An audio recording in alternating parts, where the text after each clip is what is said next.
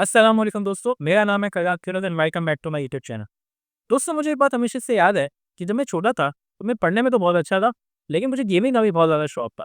इस चीज़ को देखते हुए मेरे माँ-बाप हमेशा मुझे इस बात का लालच देते थे कि फलाँ टेस्ट को अच्छे मार्क्स ले आओ, फलाँ एग्ज़ाम पास कर लो, तो आपको कोई ना कोई आर्केड पेन लेके चले जाएँगे या आपको कोई ना कोई गेम ला के दे देंगे। क्योंकि ज़ाहिर है, हर लड़के का जो है एक ठन ख्वाब होता है, तो उसको गेम्स खेलने का बड़ा शौक होता है, वो अच्छे से अच्छी लेटेस्ट से लेटेस्ट गेम खेले। तो मुझे भी था और इस वजह से जो है कभी मैं कंप्यूटर की डिमांड करता था, कभी मार्केट यहीं पे जाने की डिमांड करता था। उस ज़माने में ये चीज़ें बड़ी कॉमन थी। फ़ास्ट फॉरवर्ड जब मैं थोड़ा बड़ा हुआ और मैं टीचिंग लाइन का प्रोजेक्ट के लिए आया था, तो मैंने एक चीज़ ऑब्ज़र्व करी कि माँ-बाप का एक बड़ा क्लेम होता था कि सारी-सारी रात बैठ के ये गेमें खेल रहा है और कुछ नहीं कर रहा। और एक बात भी बात ये बात कही जाती थी कि गेम खेलना कहीं न कहीं एक ऐसा टाइम पास है, जिसको माँ-बाप कहते थे, जो कि बेटे को बर्बाद करेगा। नहीं, मेरे तमाम के तमाम क्लेम्स तो अरसलान ऐश और अरसलान ऐश जैसे काफ़ी ज़्यादा पाकिस्तानी जिसमें माथे पट का भी नाम लेंगे और फ़ूड हाइबर्स का भी नाम लेंगे। इन्होंने इन बातों को जो है ना डिबंक किया है, इन्होंने इन बातों को गलत साबित किया है। बेसिकली ये जो आज की वीडियो का टॉपिक है, ये अरसलान ऐश को एक ट्रिब्यूट पेश करने की बात की जा रही है कि हम अरसलान ऐश और अरसलान ऐश जैसे उन लोगों की बात करें, जिन्होंने पाकिस्तान की सॉफ्ट इमेज को इम्प्रूव करने के लिए बहुत बहुत मेहनत की है। तो अरसलान ऐश की जो जर्नी है, हर पाकिस्तानी के लिए एक हिस्टोरिक जर्नी है।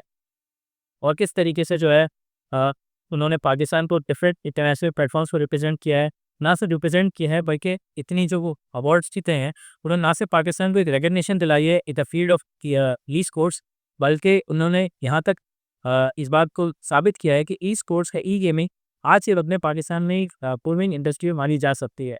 हम अपने अ, बच्चों को डॉक्टर्स, इंजीनियर्स, चार्टर्ड अकाउंटेंट्स बनाने की तरफ से बहुत ज़्यादा लागिन करते हैं, या फिर हम बिल्कुल ही इसके एक्सट्रीम साइड पे चले जाते हैं, जिसको हम कहते हैं कि कंटेंट क्रिएशन बहुत ज़्यादा एक अगली प्रोफेशन है। आप इसमें बिल्कुल ही बह जाते हो और नहीं जाना चाहिए। लेकिन कहीं न कहीं इसके अंदर एक बीच का रास्ता निकाला जाए ना, तो मैं समझता हूँ कि ये में वो एक बीच का रास्ता है, जिसमें पेरेंट को ये बात समझने की ज़रूरत है कि आज के वक़्त में ये एक ऐसी इंडस्ट्री है, जो कि आपके बच्चों के सेहत के लिए भी अच्छी है, अगर उसको सही प्रॉपर टाइम किया जाए और बहुत ज़्यादा उसके अंदर ना बहुत ज़्यादा इस पे टाइम दे दिया जाए। क्योंकि ज़ाहिर है, कोई भी चीज़ अगर आप बहुत ज़्यादा करेंगे, बहुत ज़्यादा उसको प्रोसेस के साथ करेंगे, वक़्त से ज़्यादा जिसकी रिक्वायरमेंट है उससे ज़्यादा आप उसमें इंडल्ज करेंगे, तो वो आपकी सेहत के लिए ख़राब है। बट अगर आप इसके प्रॉपर टाइम देंगे, तो ये भी एक प्रोफ़ेशन बन सकता है। उसी के ऊपर अगर हम बात कर रहे थे, तो मैंने एक लिस्ट बनाई है वो अवार्ड्स की, जो कि अरसलान ऐश या अरसलान ऐश के जैसे हमारे दूसरे कौमी हीरोज़ हैं, आतिफ भट्ट, इमरान खान, जो उन्होंने खेले हैं। तो एक टेकन 7 नेशंस का अवार्ड 2023 में हुआ था और इसके जो विनर्स थे, अरसलान ऐश की टीम थी, तकरीबन 5 लाख यूएसडी जीते थे। 5 लाख यूएसडी का आज के वक़्त में जो मतलब है, तकरीबन 1.5 करोड़ रुपए हो गए। ईवो 2025 अरसलान ऐश जीते, तकरीबन $12,000 उस वक़्त के जीते थे। फिर टीडब्ल्यूटी फाइनल 2023 की बात हो रही है। ये टेकन 7 का 1 सेकंड टीम था, जो $50,000 वो भी जीते थे। कॉम्बो ब्रेकर में 1 सेकंड अरसलान ऐश जीते, तकरीबन $10,000। और इसके अलावा बहुत सारी गेम्स हैं, पबजी भी शामिल है। पबजी के लिए वैसे मैंने नाम लिया फोर्स राइवल्स, अगर मैं सही हूँ तो इस तरीके से उन्होंने भी पाकिस्तान को अ अ, ग्लोबल रीच पे प्रमोट किया। और बहुत सारे में और भी नाम फिलेंगे, जिन्होंने डोटा की गेम्स की अगर बात करें, या टेकन के अलावा जो हमारी गेम्स होती हैं, उनके अंदर पाकिस्तान को रिप्रेजेंट करने की कोशिश की है। और आज के वक्त हमें इस बात को समझना होगा, एटलीस्ट मैं भी अपने दिल से इस बात की तस्दीक करता हूँ कि पाकिस्तान में लास्ट 10 सालों में अगर कोई ऐसा बंदा आया है जिसने पाकिस्तान की आउटरीच को बहुत इम्प्रूव करने की कोशिश की है, तो वो 2 में। एक है अरशद नदीम, क्योंकि उन्होंने जो गोल्ड मेडल हासिल किया, वो वन ऑफ इट्स काइंड था और उसके ऊपर ही मैं सेपरेट वीडियो बना पाया। एंड सेकंड इज़ अरसलान ऐश। हम जितना डिरेक्टर्स को प्रमोट कर लें, हम जितना जो है हमारी मीडिया इंडस्ट्री को प्रमोट कर लें, लेकिन अगर मैं 5 या 10 साल की बात करूँ, तो इन दोनों ने जितनी इमेज को, पाकिस्तान की इमेज को वहाँ से अगर इंप्रूव करने की कोशिश की है, उतना किसी और ने नहीं की है। पूरे ये 2 ऐसी फील्ड थी जो पाकिस्तान का बिल्कुल भी नाम नहीं था।